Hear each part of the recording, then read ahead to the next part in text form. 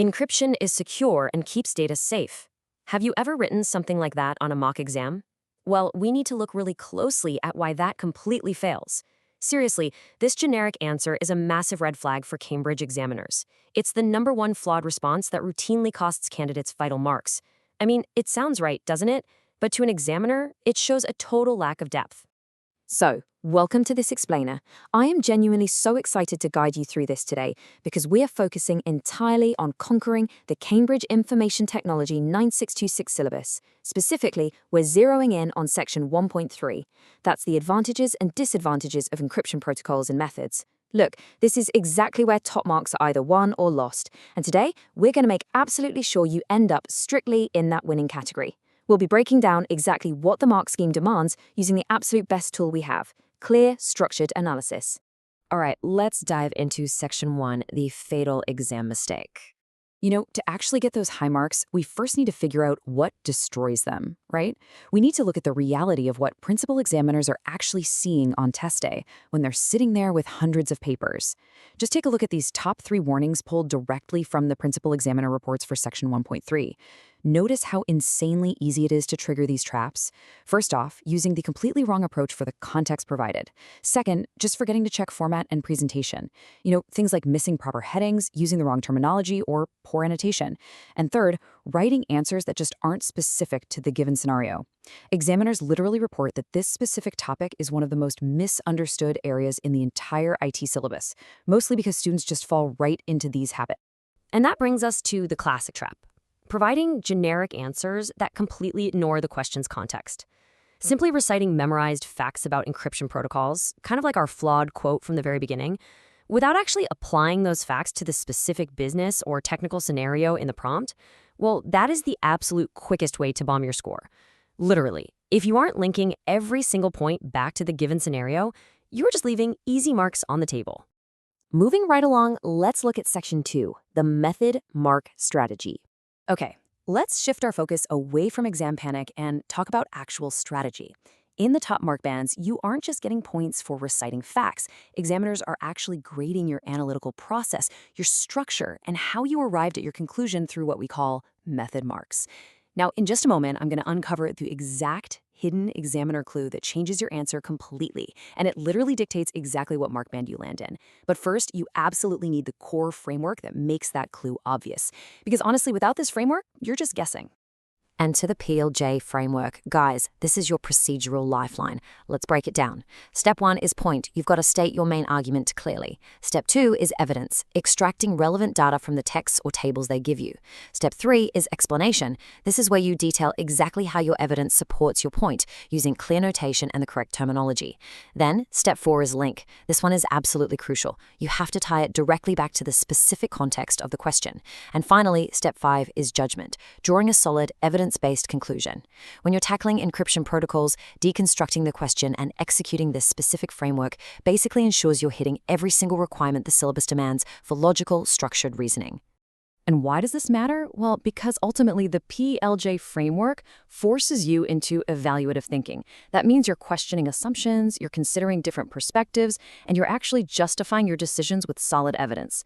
The assessment framework for 1.3 heavily prioritizes analytical depth over just superficial breadth. The top-scoring candidates always evaluate the quality of the evidence. They do this by identifying limitations, looking at alternative interpretations, and figuring out how those factors affect the final conclusion. So, how do we actually do this?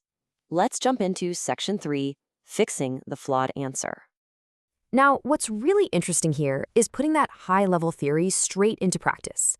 Let's compare these two answers side by side so you can see how applying the PLJ framework to a real encryption scenario makes a night and day difference. Up top, we have our flawed cold open answer. Encryption stops hackers and is good. I mean, it's generic, it totally lacks technical depth, and it doesn't address any context whatsoever. Now take a look at the improved version right below it. Protocol X uses 256-bit AES. Boom, that's a clear point, which means it provides a significantly higher cryptographic strength against brute force attacks compared to older standards. Right there, you have your evidence and your explanation. You then link this straight back to the company's specific need for high security and make a final judgment on its suitability. Do you see how this structured response demonstrates a real, connected, conceptual understanding? And keep in mind, when you're comparing two different encryption protocols, you have to follow the comparative analysis rules laid out in the syllabus. Our improved answer actually starts to do exactly this. You must identify similarities and differences. You've got to use comparative connectives, words like whereas, conversely, or similarly. You must support each and every comparison with hard evidence, and finally, draw conclusions about their relative importance to the specific scenario. Checking off all these mandatory requirements is basically your guarantee that you're demonstrating the exact analytical depth the examiners are searching for. Okay, ready for a challenge? Welcome to Section 4, Spot the Missing Link. Let's turn up the stakes a bit with a quick, interactive, examiner-style challenge. We're going to do this together. Read the statement carefully. Protocol Y is faster than Protocol X, making it the better choice. I mean, it sounds super logical, right? Speed is a good thing. But based on everything we've literally just learned about the PLJ framework and those examiner warnings, there is a fatal error here. Take a second to really think about this one. What exactly is the missing evaluative link in this sentence? Did you catch it? Here's the examiner's red pen correction. The statement completely fails to link that speed advantage back to the specific business context provided. Faster is definitely not always better. For example, what if the context is a top-secret government database where absolute, unbreakable security is paramount over processing speed? If you don't evaluate the protocol's advantage against the unique scenario they give you, your conclusion is completely invalid, and bam, you lose the mark. Seriously, context is absolutely everything. Which leads us perfectly into Section 5, the hidden command trap. So context dictates your analysis, right? But there is one more massive hurdle. Let's return to that hidden clue we talked about earlier. Get this. A perfect framework can be absolutely destroyed by misreading a single command word in the exam prompt. You can literally have the best point, evidence, and explanation in the world. But if the examiner asks you to evaluate an encryption protocol and you only describe it, your mark band will instantly crash. Words like describe, explain, analyze, evaluate, apply. Guys, these aren't just polite suggestions. They are strict procedural commands that dictate the exact methodology you have to use. Misinterpreting these words is the hidden cause behind so many lost grades. You really cannot afford to lose marks just because of a misunderstood command word. Before you sit down for your next exam, you have to ask yourself, do you truly know the difference between explain and evaluate in the eyes of a Cambridge examiner?